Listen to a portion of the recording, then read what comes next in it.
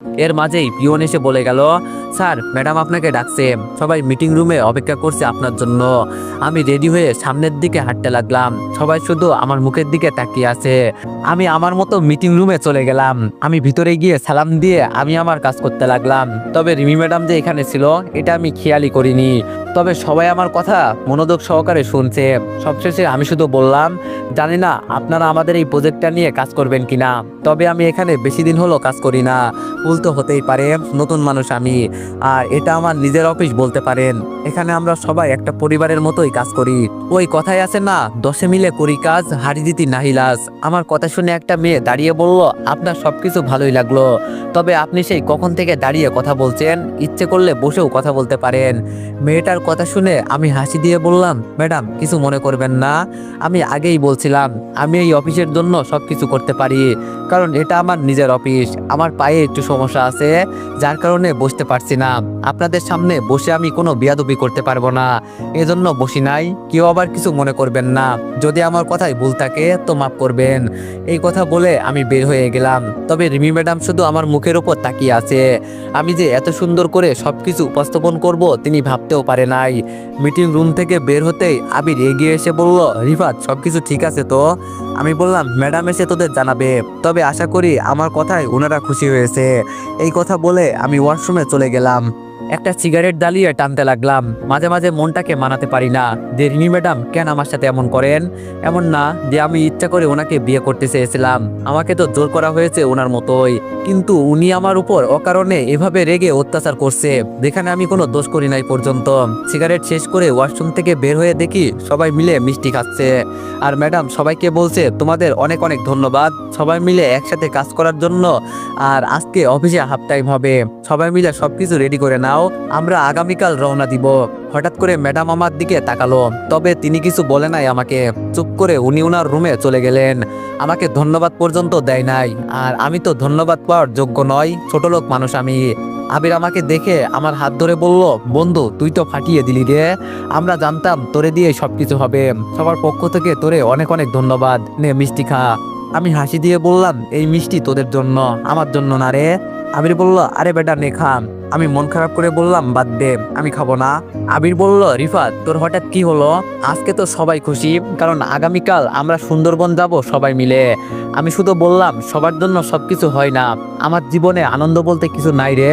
সবসময় কষ্টে আমার দিন কাটে, বাড়ি থেকে আমাকে বের করে দেওয়া হয়েছে, আর এখন অফিসেও আমার সাথে এমন কিছু হচ্ছে।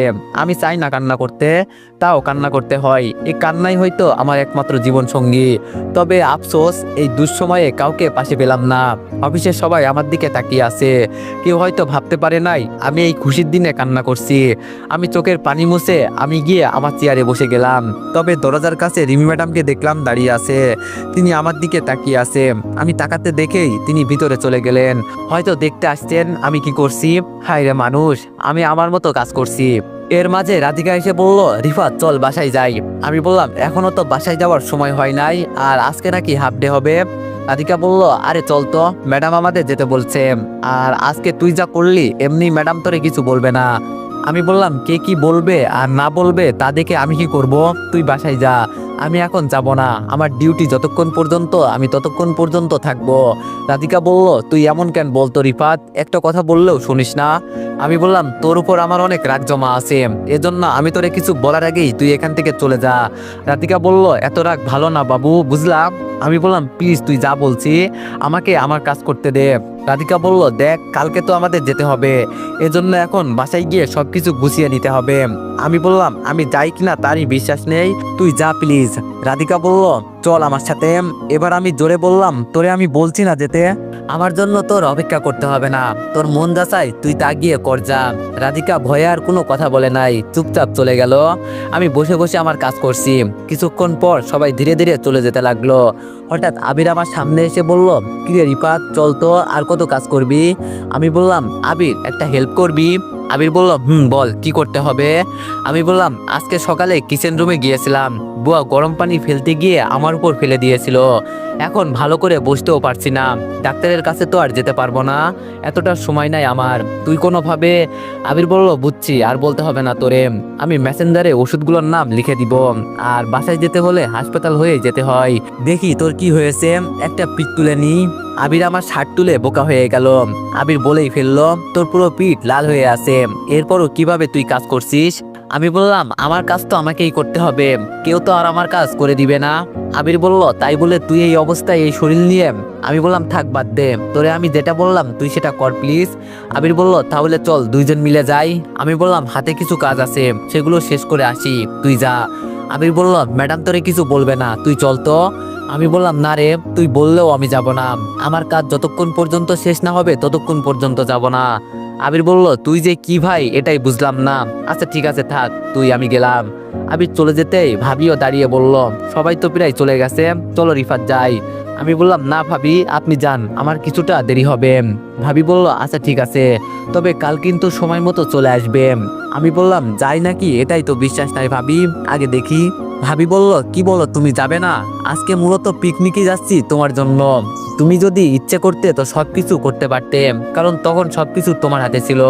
আমি বললাম বাদ দেন ভাবি, আমি কারো খারাপ চাই না, আমার সাথে হয়তো মানুষ খারাপ ব্যবহার করতে পারে, কিন্তু আমি না, আমি কখনো কারোর সাথে খারাপ ব্যবহার করতে চাই না। ভাবি বলল আচ্ছা শোনো এখন আমি কি বলি, তোমাকে যে আমাদের সাথে যেতে হবে এটা মনে রেখো, যদি না যাও তাহলে তোমার কারণে কিন্তু আমরাও যাব না।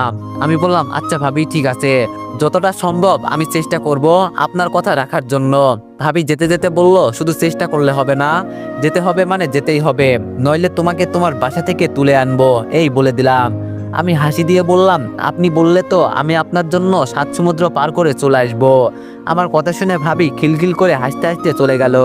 এখন আর অফিসে কেউ নেই, আমি পিয়ন আর ম্যাডাম শুধু আছি, আমি আমার মতো কাজ করছি। তখন পিয়ন এসে বলল স্যার আপনি এখন যেতে পারেন। ম্যাডাম বলল আপনাকে আর কাজ করতে হবে না। আমি বললাম তোমার ম্যাডাম তো চাই আমি বেশি বেশি কাজ করি, তো আজকে তিনি আমাকে যেতে বলছেন কেন।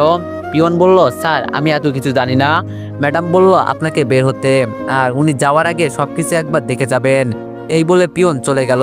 এখন আর বেশি সময় থাকা যাবে না। আমি আমার টেবিল গুছিয়ে যেই বের হব তখন দেখি ম্যাডাম তার কেবিন থেকে বের হলো। ওনার চোখের দিকে একবার তাকিয়ে আমি মাথা নিচু করে দিলাম। আজকাল মানুষ বুঝে মানুষের মায়ায় পড়তে হয়, যে কারোর দিকে তাকিয়ে মায়ায় পড়া যাবে না। আর রিমি ম্যাডাম তো অহংকারী একটা মেয়ে, ওনাকে আর কেউ চিনুক আর না চিনুক আমি কিন্তু ঠিকই ভালো করে চিনি। অফিস থেকে বের হতেই দেখি অফিসের গেটে মাহিয়ার সেই দিনের ছেলেটা দাঁড়িয়ে আছে, যাকে আগে ওর সাথে পার্কে দেখেছিলাম। আমি যেই ওকে দেখে চলে যাব তখন মাহি বলল চলেই তো যাবে, আমার স্বামীর সাথে একটু পরিচিত হয়ে যাও। মাহির মুখ থেকে স্বামী শব্দটা শুনে দাঁড়িয়ে গেলাম, তার মানে ও বিয়ে করেছে, কিন্তু আমি কিছু জানি না, আমাকে একবারও ও কিছু বলে নাই পর্যন্ত, আর বলবে কিভাবে, আমি তো এতদিন কারোর সাথে কোনো যোগাযোগ করি নাই। মাহির সাথে থাকা ছেলেটা এগিয়ে এসে বলল ভাইয়া আপনি রাগ করবেন না প্লিজ, একটু আমাদের কথা শোনেন, আর আমি মাহির হাজবেন্ড, ও আমাকে আপনার কথা অনেক বলে, কিন্তু আপনি তো রেগেই চলে যান, কোনো কথা বলেন না। আমি কিছু বলবো তখন মাহি এসে বলল এখনো কি আমার উপর রেগে আছেন। এর মাঝে রিমি ম্যাডাম অফিস থেকে বের হলো, তিনি মাহিকে আমার সাথে দাঁড়িয়ে থাকতে দেখে আমার দিকে চোখ লাল করে তাকালো, আর কিছু বললেন না, চুপচাপ গাড়িতে উঠে চলে গেলেন। ম্যাডাম যেতেই আমি মাহিকে বললাম তুমি আবার বিয়ে করেছো কবে। ভাই বলল আপনি যাওয়ার 5 দিন পরেই বাবা জোর করে আমাকে ওর সাথে বিয়ে দিয়ে দেয়। আমি বললাম আর এখন তুমি সংসার করছো না। আমার কথা শুনে মাই স্বামী বলল আপনার মতোই আমারও একটা গার্লফ্রেন্ড ছিল, কিন্তু ও আমাকে ধোকা দিয়েছে, শেষে কোনো উপায় না পেয়ে মাইকে বিয়ে করি।